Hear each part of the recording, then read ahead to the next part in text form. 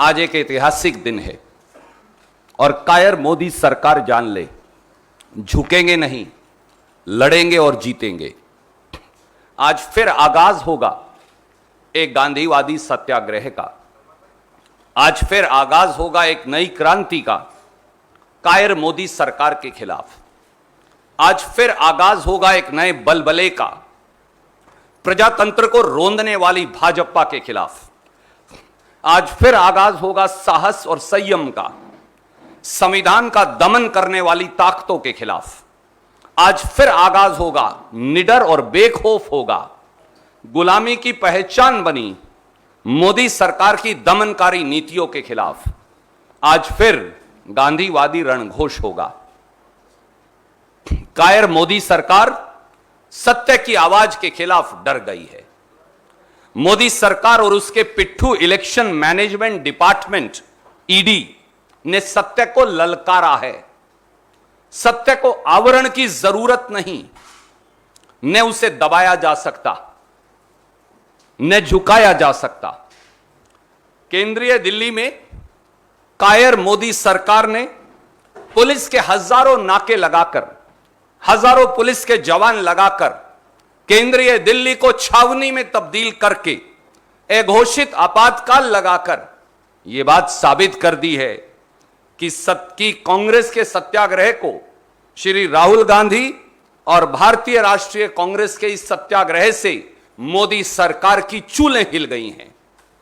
श्री राहुल गांधी के नेतृत्व में शांति प्रिय व गांधीवादी तरीके से सत्याग्रह की मार्च तो निकलेगी ही। न इसे अंग्रेज दबा पाए, न हमें अंग्रेज दबा पाए और न अंग्रेजों के उस समय के मुखबिर और आज की सत्ता के हुक्मरान दबा पाएंगे।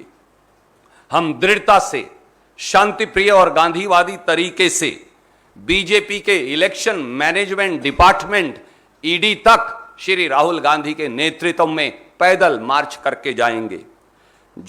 उनकी झूठ की अदालत में सत्य की बिसात पर आधारित हर सवाल का जवाब देंगे। यही हमारा संकल्प है और यही गांधी का रास्ता। भारतीय राष्ट्रीय कांग्रेस को झुकाने के लिए, हमारे नेतृत्व को झुकाने के लिए 8 साल से मोदी सरकार ने एड़ी चोटी का जोर लगा रखा है।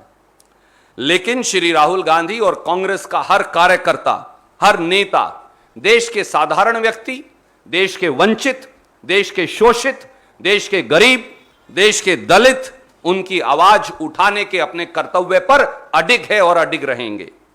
हम लोकतंत्र के सिपाही हैं और संविधान के रखवाले हैं। मैं फिर दोहराता हूं, हम लोकतंत्र के सिपाही हैं और संविधान के रखवाले हैं। हम ना डरेंगे, ना दबेंगे, ना झुकेंगे, केवल चलते जाएंगे जब तक जीत हासिल ना हो जाए और हर भाजपाई हथकंडे को विफल कर दम लेंगे। भारतीय राष्ट्रीय कांग्रेस 136 साल से इस देश के हर व्यक्ति की आवाज है। हम उस गांधी के वंशज हैं जिन्होंने निहत्थे रहकर देश की जनता की ताकत के बल पर तानाशाही ताकत को, अंग्रेज की ताकत को हिंदुस्तान छोड़कर भाग जाने को विवश कर दिया था। हम उस पंडित नेहरू की वैचारिक सोच हैं जिन्होंने देश की आजादी के आंदोलन में 10 साल कारावास में बिताए और राष्ट्र निर्माण का संकल्प पूरा करके दिखाया। हम उस सरदार पटेल के उत्तराधिकारी हैं जिन्होंने आजाद भारत को पंडित नेहरू के साथ कंधे से कंधा मिलाकर एक सूत्र में पिरोया। हम उस मौलाना अब्दुल कलाम आजाद और डॉक्टर राजेंद्र प्रसाद की सोच हैं जिन्होंने जिन्ना के विभाजनकारी एजेंडे को सिरे से खारिज कर दिया। हम उन माफी वीरों के अनुयायी नहीं जो आज सत्ता के सिंहासन पर बैठे हैं, जो कारागार की दीवारों पर अंग्रेजों से माफीनामा लिखकर आए थे। मोदी सरकार ने भूल कर ली है। नेशनल हेरल्ड अखबार जिसके सहारे मोदी जी आप कांग्रेस के नेतृत्व को झुकाना चाहते हैं, डराना चाहते हैं, यह उसी भारत के स्वतंत्रता संग्राम की साल 1937 में स्थापित पहचान है और आवाज भी। जब आज के हुक्मरान, जब दिल्ली के सिंहासन पर आज बैठे हुक्मरान अंग्रेज की मुखबरी कर रहे थे, तब कांग्रेस के लोग इस देश को इस देश की मिट्टी को अपने खून और पसीने से सींच रहे थे, उन स्वतंत्रता सेनानियों की आवाज है नेशनल हेराल्ड, इसे दबाया नहीं जा सकता।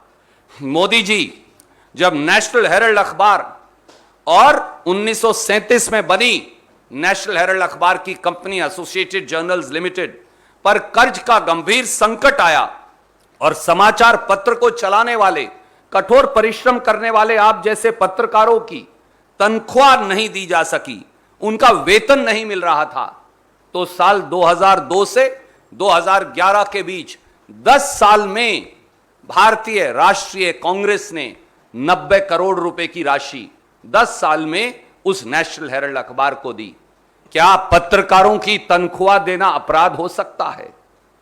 भारतीय राष्ट्रीय कांग्रेस एक राजनीतिक दल है और राजनीतिक दल किसी भी समाचार पत्र या कंपनी के शेयर नहीं ले सकता।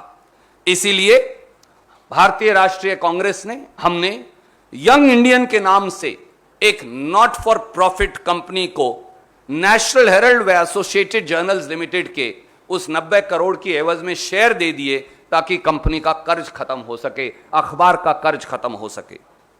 इस 90 करोड़ में से आज यह जानना जरूरी है, इस 90 करोड़ में से 67 करोड़ रुपया नेशनल हेराल्ड अखबार के पत्रकारों और कर्मियों को तनख्वाह और वीआरएस के लिए दिए गए हैं। क्या कर्मचारियों की तनख्वाह देना, क्या पत्रकारों की तनख्वाह देना अब इस देश में अपराध हो गया है? और 90 करोड़ में से 67 करोड़ छोड़ दें तो बाकी का पैसा भारत सरकार को दिया गया है, जो लीज मनी था उसके तौर पर, बिजली के बिल के तौर पर दिया गया है, बिल्डिंग के एक्सपेंसेस के तौर पर दिया गया है। क्या भारत सरकार का दे देना अब इस देश में अपराध हो गया है? हमने मोदी सरकार की तरह देश की संपत्ति जो 70 साल में बनाई थी, अपने मित्रों को औने पौने दाम पर नहीं बेच डाली। नेशनल हेराल्ड की मालिक 1937 में भी एसोसिएटेड जर्नल्स लिमिटेड थी और आज 13 जून 2022 को भी एसोसिएटेड जर्नल्स लिमिटेड है। नेशनल हेराल्ड की संपत्ति का 1 इंच ने किसी को बेचा गया ना दिया गया। क्या यह अपराध है? अगर यह अपराध है तो यह करना जरूरी है। नरेंद्र मोदी जी, आप और आपका इलेक्शन मैनेजमेंट डिपार्टमेंट अच्छी तरह से जानते हैं कि नेशनल हेराल्ड और यंग इंडियन की एक खोटी चवन्नी भी ना कांग्रेस पार्टी ने, ना हमारी अध्यक्षा श्रीमती सोनिया गांधी ने, ना हमारे नेता श्री राहुल गांधी ने, कांग्रेस के किसी नेता या कार्यकर्ता ने आज तक नहीं ली, और न ही नॉट फॉर प्रॉफिट कंपनी से आप तनख्वाह, डिविडेंड या किसी प्रकार की राशि ले सकते। यहां तक कि आप तो नॉट फॉर प्रॉफिट कंपनी का शेयर भी नहीं बेच सकते, चाहें तो भी। वो केवल और केवल दूसरी नॉट फॉर प्रॉफिट कंपनी को ही दिया जा सकता है। इसलिए national Herald, young India, associated journals limited, आजादी के संग्राम का यह अखबार, यह कांग्रेस नहीं, यह देश की धरोहर है, यह इस देश की विरासत है, यह विश्वास का एक मसौदा है और भारतीय राष्ट्रीय कांग्रेस और देश इस धरोहर को हर हालत में सुरक्षित रखेगी। यह हमारा संकल्प है। अपनी सफलताओं, अपनी असफलताओं पर झल्लाई हुई हुकूमत को आज हम बता देंगे कि हम राष्ट्रीय विरासत को बचाए रखने के लिए कल भी दृढ़ संकल्पित थे और आज भी दृढ़ संकल्पित हैं। हम अडिग हैं, आज भी अडिग हैं और कल भी रहेंगे। हम आज भी निडर हैं, कल भी रहेंगे। आपके ये झूठे मुकदमे और जो बंदर घुड़कियां हैं, इनसे कोई डरने वाला नहीं। मोदी जी, आप चाहे जितना तिल मिला लें, आप चाहे जितने मुकदमे चला लें, हम कांग्रेस के करोड़ों कार्यकर्ता जनता की आवाज को उठाते रहेंगे जिसका दर्द आपको है। हम महंगाई और बेरोजगारी के खिलाफ आवाज बुलंद करते रहेंगे जो तकलीफ आपको है। हम देश की 70 साल की संपत्ति को बेचने की लूट के खिलाफ बुलंद आवाज बने रहेंगे जिसकी आपको तकलीफ है। हम व्यापक भ्रष्टाचार जो आपने फैला रखा है, और जब देश के प्रधानमंत्री ही एक कंपनियों के एजेंट के तौर पर कभी फ्रांस और कभी श्रीलंका में वो अपनी बात रखेंगे कंपनियों के एजेंट के तौर पर, इसके खिलाफ हम आवाज उठाते रहेंगे जिस पर हम अडिग हैं। हम आपको बार बार एक्सपोज करेंगे। हम मध्यम वर्ग व गरीब की आवाज बने रहेंगे। यही कांग्रेस है और यही हमारा धर्म है और हम ये निभाएंगे। Any questions you welcome to ask. We'll come. I'll go to everybody.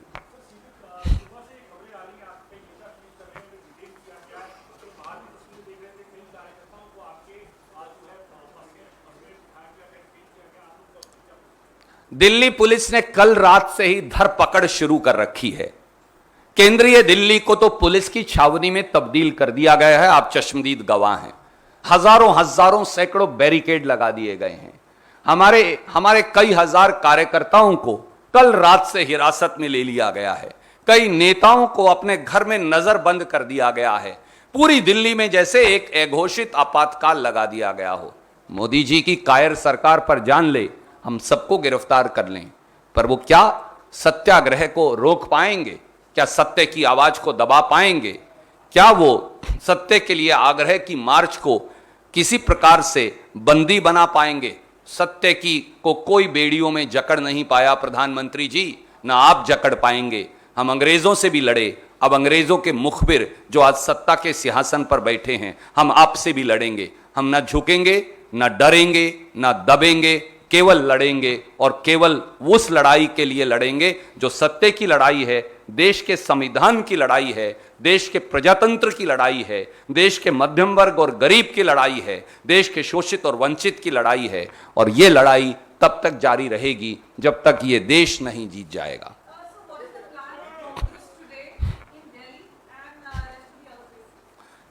In the entire country, this is a satyagraha for the truth, and truth does not need any protection from anybody. Truth is fearless. Truth does not get subjugated at the altar of autocracy or police atrocities. Modi government has imposed an undeclared emergency in the entire central Delhi area. Thousands and hundreds of barricades have come up. Thousands of Congress workers have been arrested since last night, and the process is going on even today. Thousands of policemen have been deputed all around. Why? Is there any threats to Modi government? Why are they so scared? A scared, cowardly Modi government is trying to suppress the voice of the truth.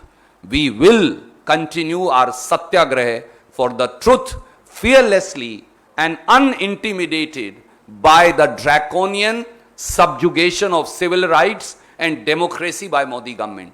We will fight undeterred, we will fight fearlessly, and we will fight for the people of this country, for the downtrodden of this country, for the middle class of this country, against all-round inflation, against all-round joblessness, and we will answer every question that the election management department, ED, the puppet ED of Modi government has to ask. For the truth will win in the court of untruth and tyranny. I'll take one by one all questions.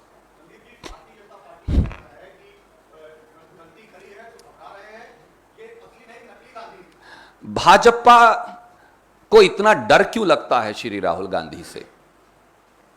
Bhajpa घबराई क्यों है?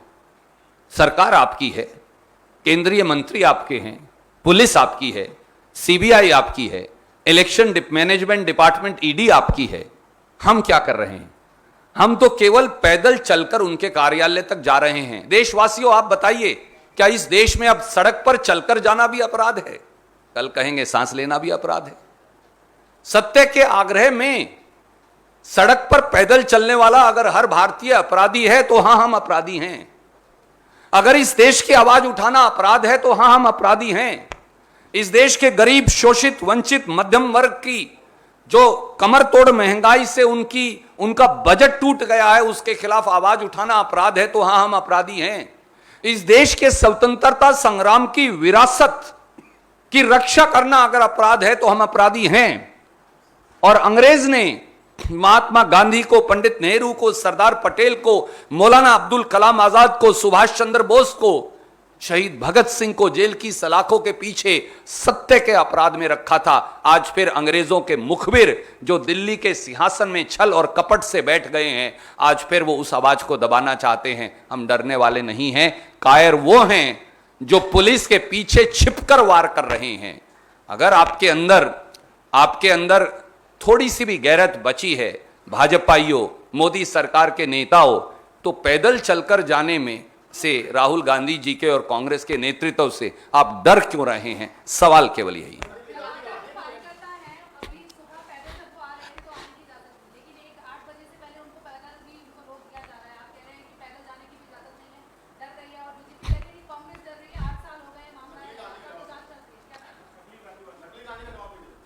गांधी सत्य की खोज है, गांधी आंदोलन है, गांधी गरीब की आवाज है, गांधी महंगाई के खिलाफ बुलंद होती आवाज है, गांधी बेरोजगारी के खिलाफ उठने वाली आवाज का नाम है, गांधी देश के स्वतंत्रता संग्राम और उसकी परिपाटी की रक्षा का नाम है।